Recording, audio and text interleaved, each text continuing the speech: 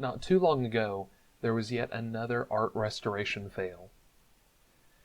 Now, if you've been keeping up with this subject at all over the past few years, you've seen that there's been a number of these restoration fails, and some of them quite high profile. And if you were to Google art restoration fails, you're going to see some that are pretty funny, and at the same time, they sadden us, don't they? Because we see something that was beautiful destroyed. Why does this keep happening? Well, really it boils down to the ability of the artist, doesn't it? It boils down to their ability to get the piece of work back to its original form as best as they can. Some of them do a great job at it.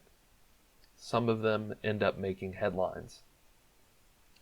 And so today I want to talk to you about the perfect restorer, and that is God.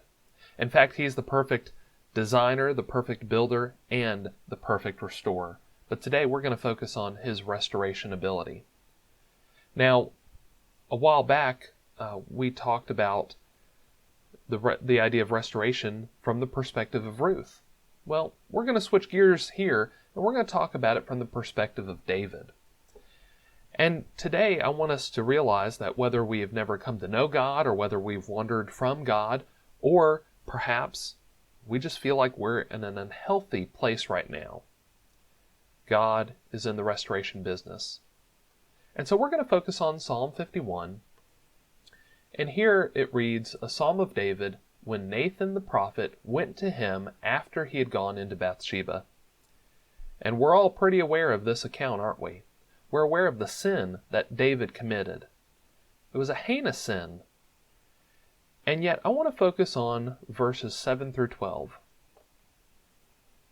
And I want us to see the faith that David has in God's ability to restore. Let's read it together.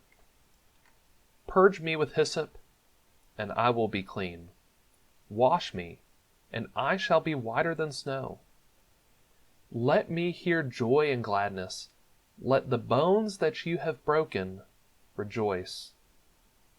That's not usually how we think about God's restoration, is it? But we see David trusting in Him. Hide your face from my sins and blot out all of my iniquities. Create in me a clean heart, O God, and renew a right spirit within me. Cast me not away from your presence, and take not your Holy Spirit from me. Restore to me the joy of your salvation, and uphold me with a willing spirit. What beautiful language, what beautiful imagery.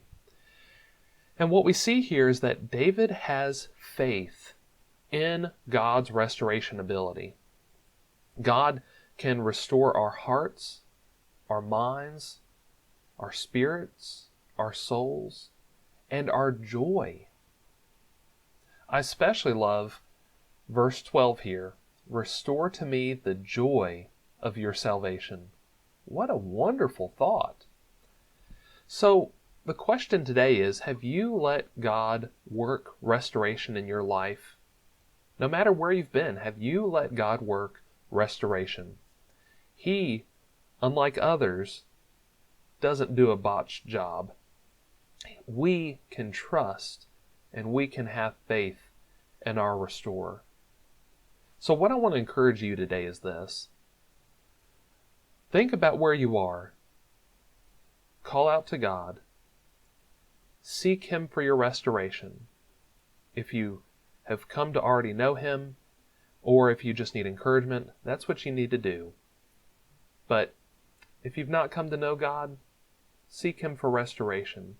He can clean us and make us whiter than snow when we choose to be baptized, to follow in His Son's footsteps. Are you trusting in the restorer that can restore any situation? Let's do that. We love you guys. Let's always seek God, and let's always seek to encourage one another. I hope you have a wonderful rest of the day.